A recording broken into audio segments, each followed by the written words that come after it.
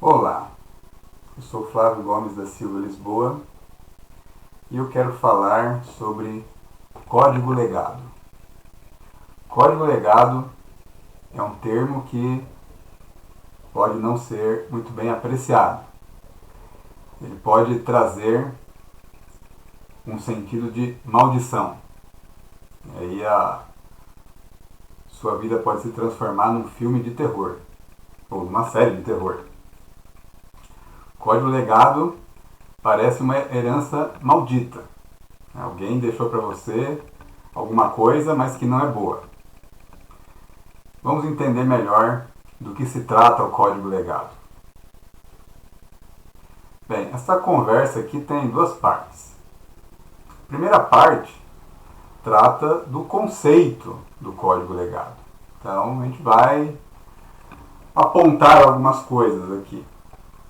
Espero que não seja uma apresentação igual a do Gilbert, na qual ele não tinha nada de útil para dizer e ele colocou um gráfico de pizza. Então não teremos aqui um gráfico de pizza. Talvez teremos alguma coisa mais interessante aqui. Essa é a primeira parte. A segunda parte é falar de exemplos de código legado. Bem, vamos à primeira parte.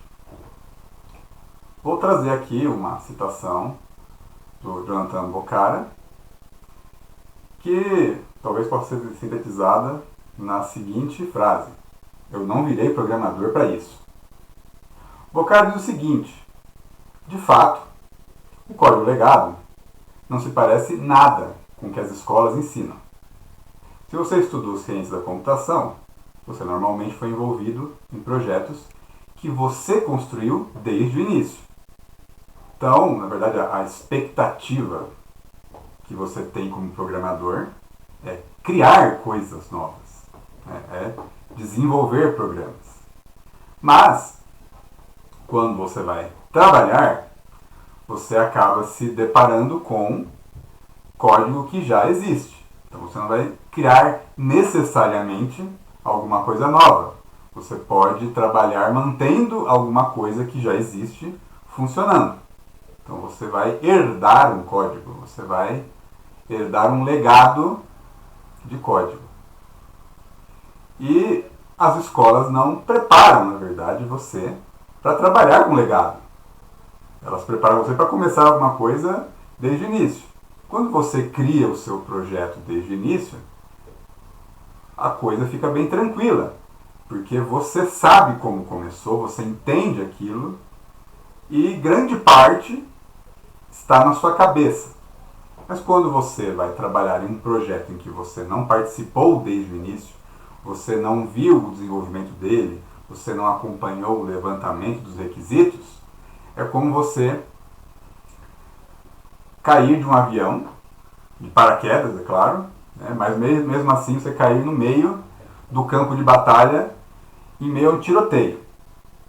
Então, esse, na verdade, é o cenário mais realista do desenvolvimento de software. Isso pode criar uma certa frustração.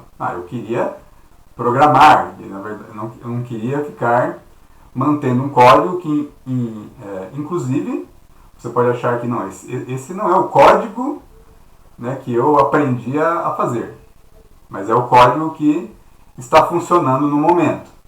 Né? Você tem que fazê-lo continuar funcionando, aperfeiçoá-lo, corrigi-lo. Bem, Bocara prossegue falando o seguinte, né?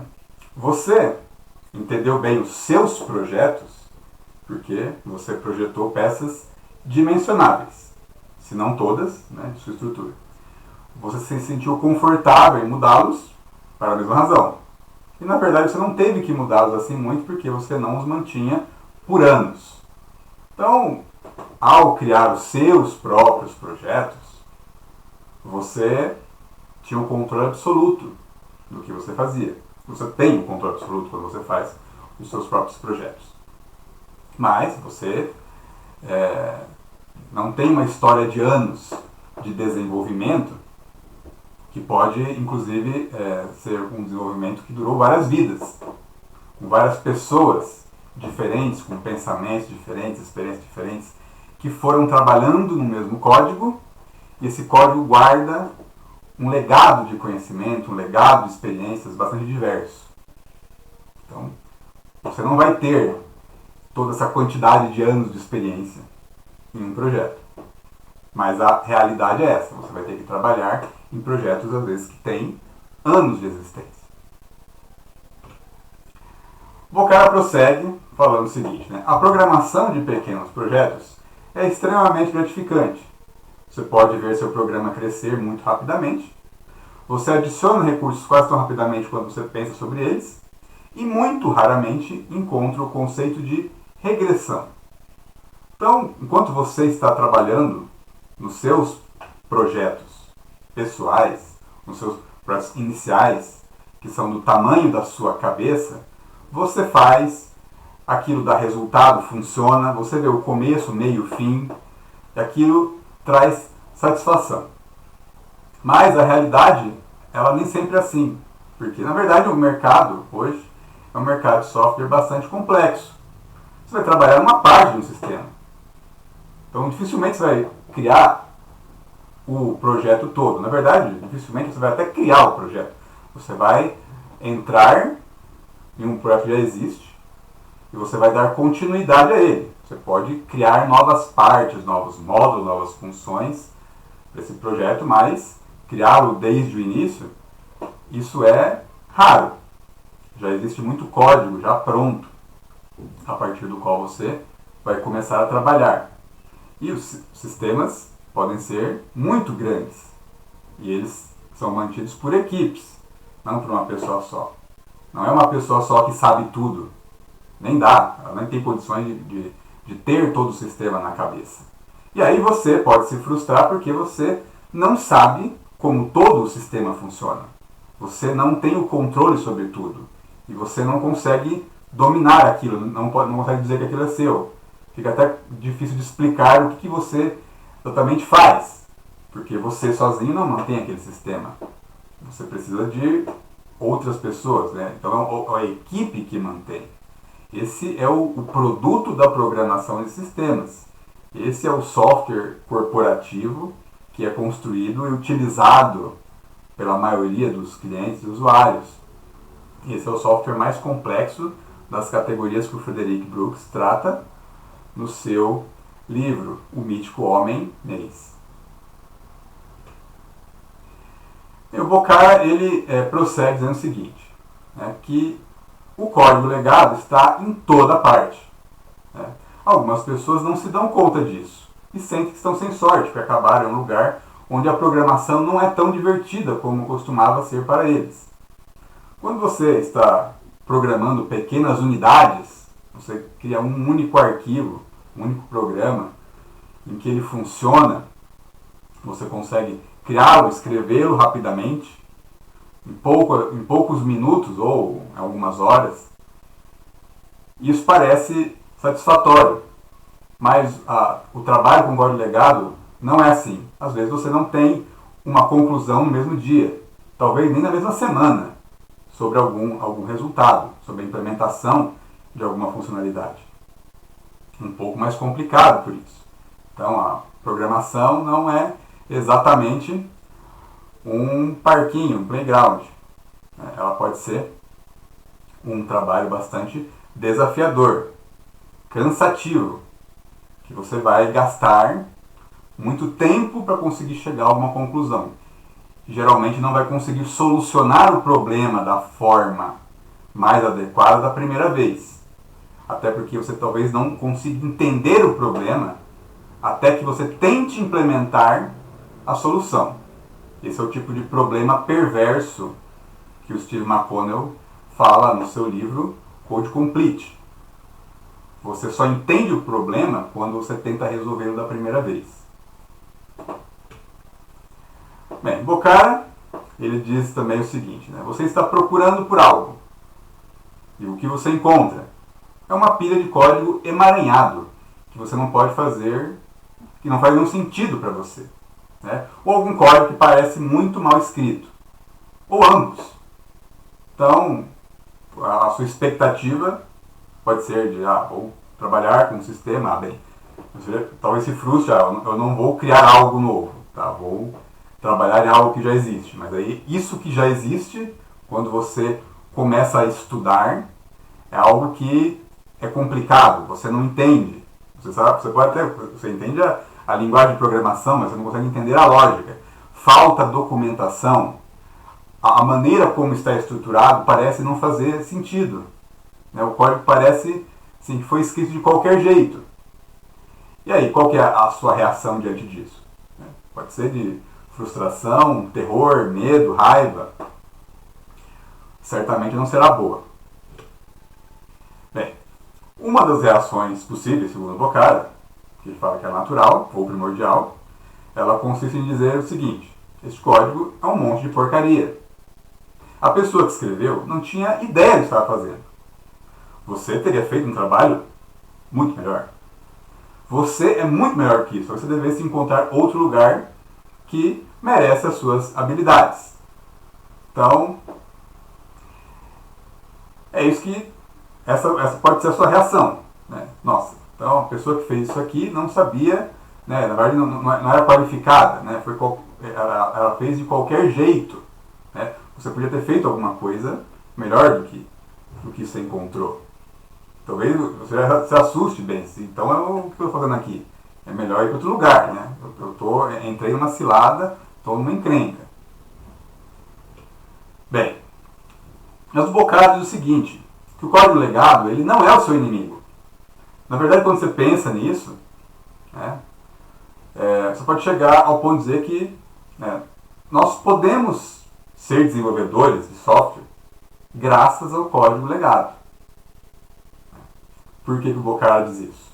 Porque se nós pensarmos que só vai haver trabalho para criar quando coisas novas precisarem ser criadas, então a quantidade de trabalho necessária para os programadores ela é bem pequena.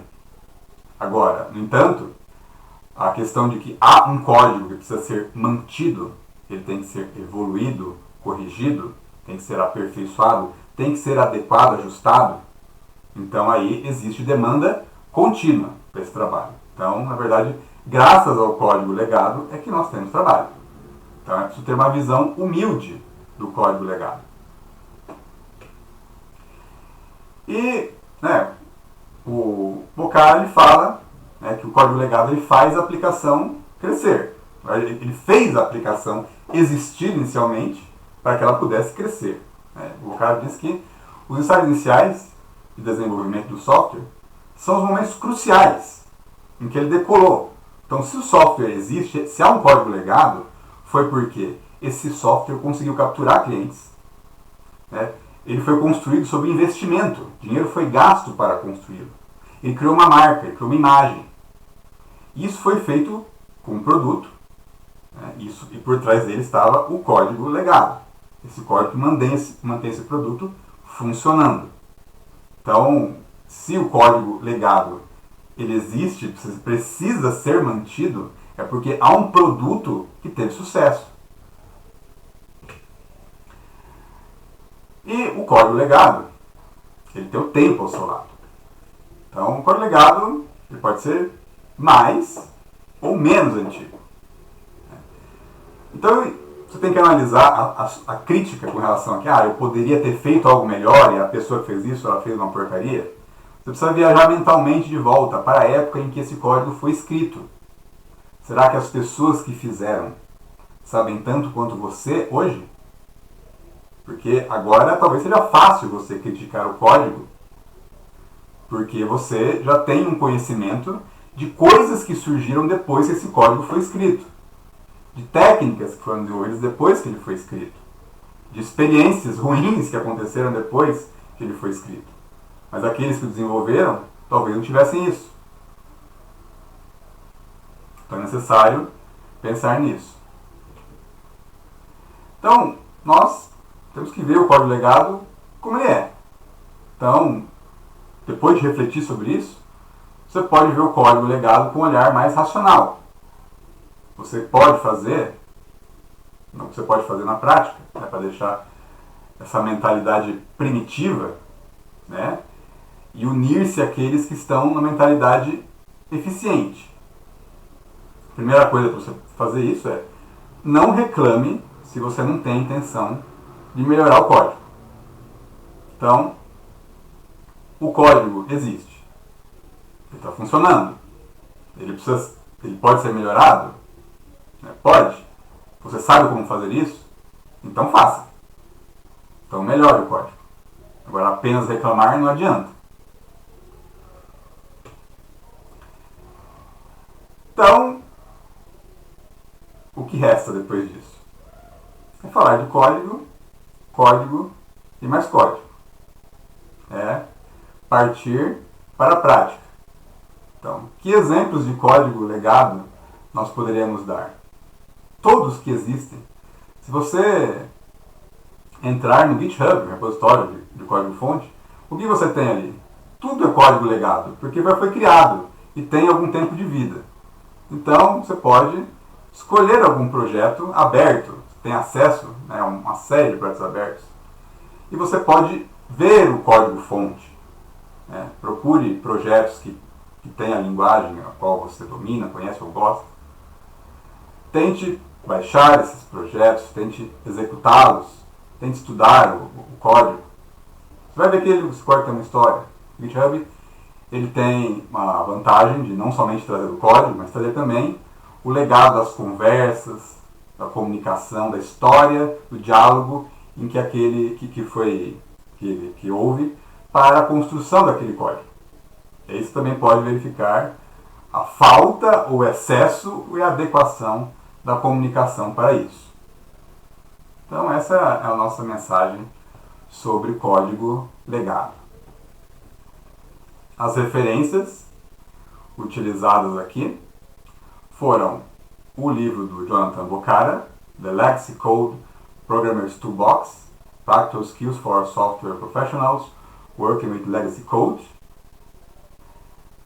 está no Leanpub, e o livro de Michael C. Feathers, Working Effectively with Legacy Code, da Pearson Education. Se tiver mais questões sobre código legado, questões específicas, inclusive, você pode entrar em contato através do nosso canal de comunicação. Obrigado.